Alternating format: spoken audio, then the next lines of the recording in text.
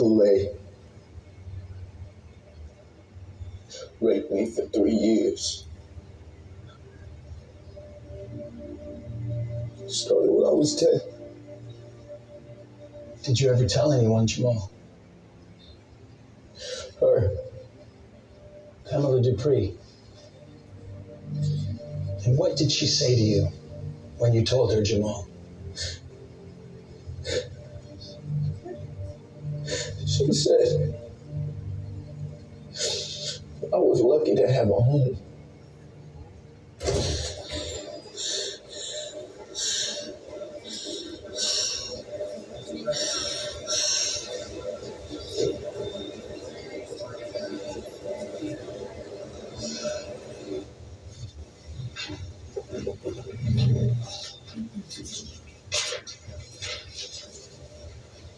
Mr. Randolph, I was moved by the songs that you rapped to us during your direct testimony.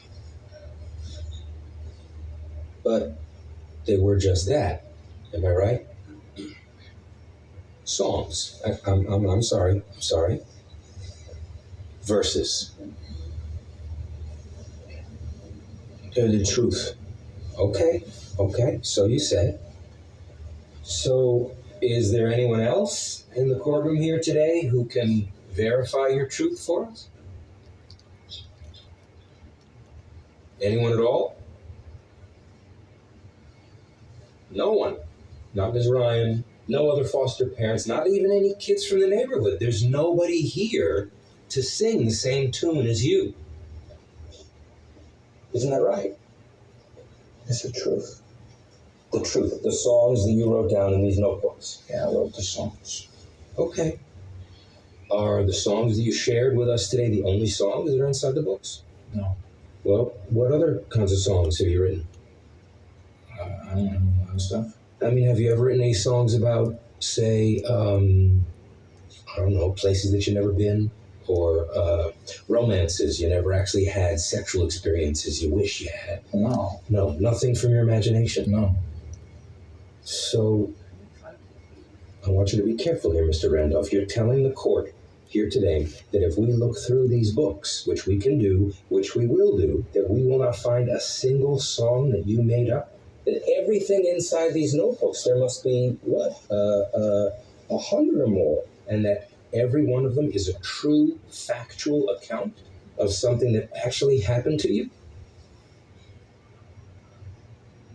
On some of the songs, yeah, but not all of them. Fair enough. Some of them are real, and some of them are made up. But how can we know the difference? I'm telling you the difference. Oh, I see. Okay.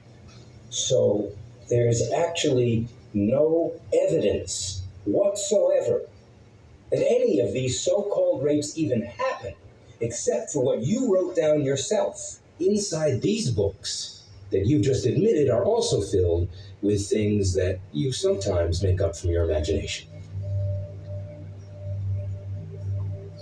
Yeah. Thanks for clearing that up.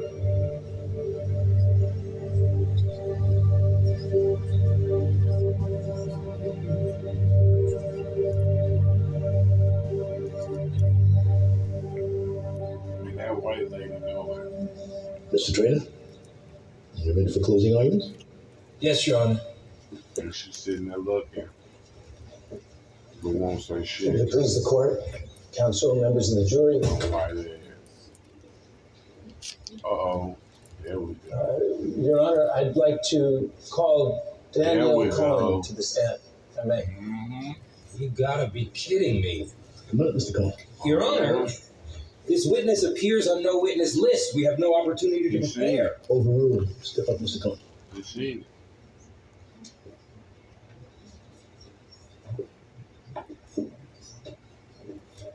You swear to tell the truth, the whole truth, and nothing but the truth, so help you God? Yeah. I do. State your name for the record.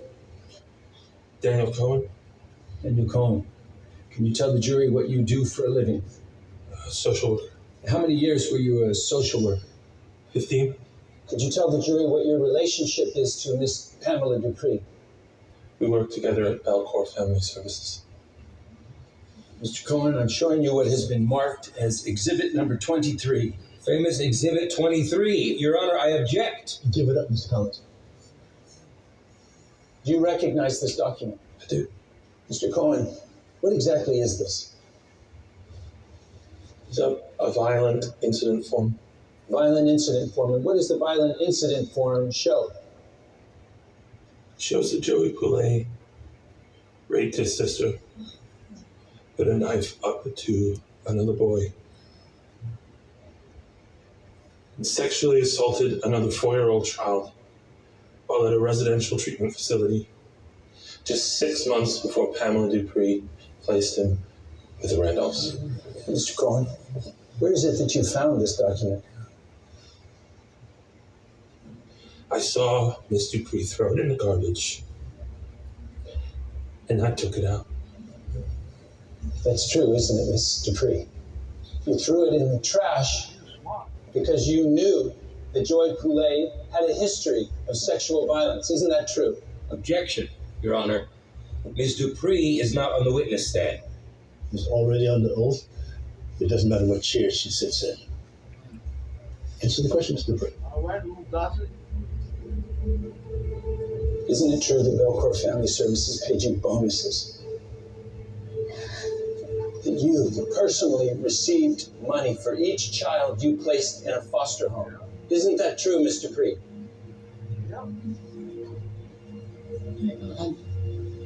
On the advice of my counsel, I'm going to exercise my Fifth Amendment right. Your Honor, the plaintiff would like to amend the request and ask for punitive damages. Your Honor, the defense asserts that punitive damages are not called for in this case. Mr. Trennan, your motion is granted.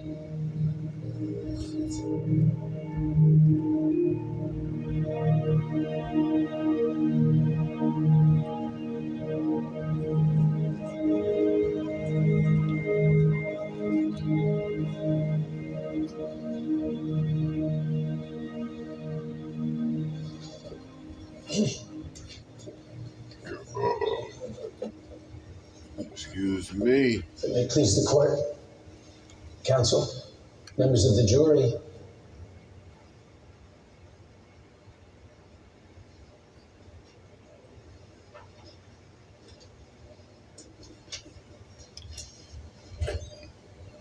I didn't want this case. I didn't want this case because when I looked at Jamal, I saw a thug, a freeloader, a tax on our system. Sometimes when we meet people, we don't see them for who they truly are. I'm sorry that I did not see you, Jamal.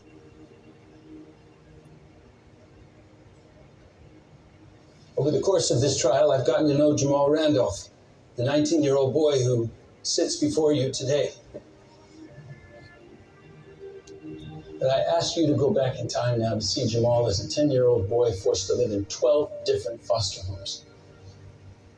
But eventually he found the right home, the home of Shayna and Bill Randolph, who later adopted him. They also fostered Joey Poulet. Now, what Jamal and the Randolphs didn't know, what they couldn't know, was that Joey Poulet had a severely violent past, a history of rape. The reason Jamal and the Randolphs didn't know was because Pamela Dupree and Belcourt Family Services tried to destroy those records.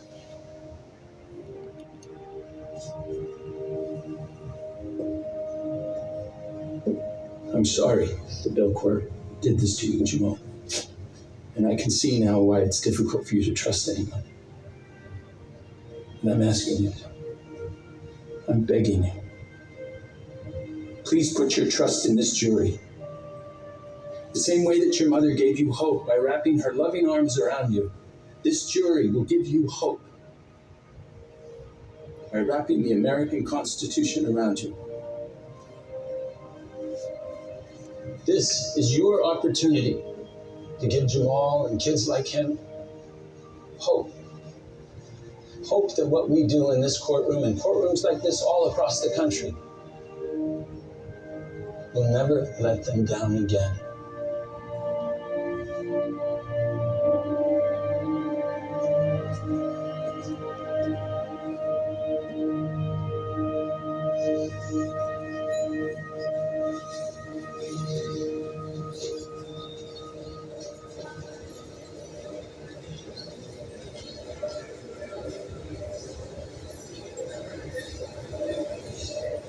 I thought you'd be on a flight back to Los Angeles. When was the last time you guys met? Good point. A couple of you, but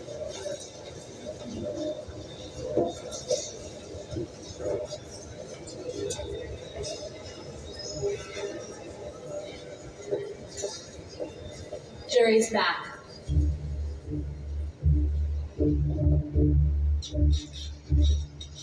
Have you reached a verdict? We have, Your Honor.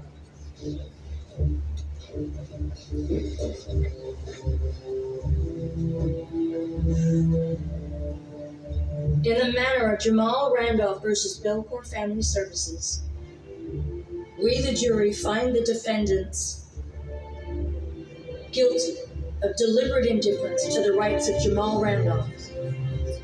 And we assess damages of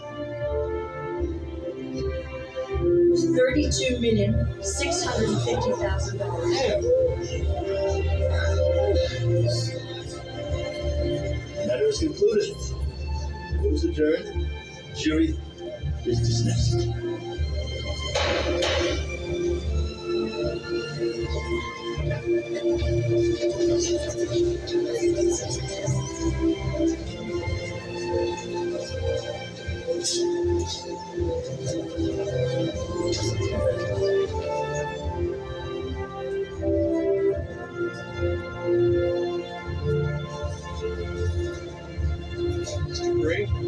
Spree, he's Stockton with the FBI. Received some information this morning. I got some questions for you. No.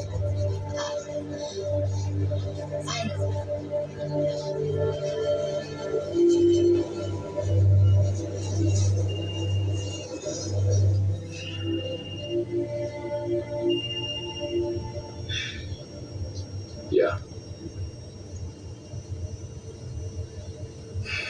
How much? No. We'll wait a month. It'll die down. Then we'll go public. Yeah.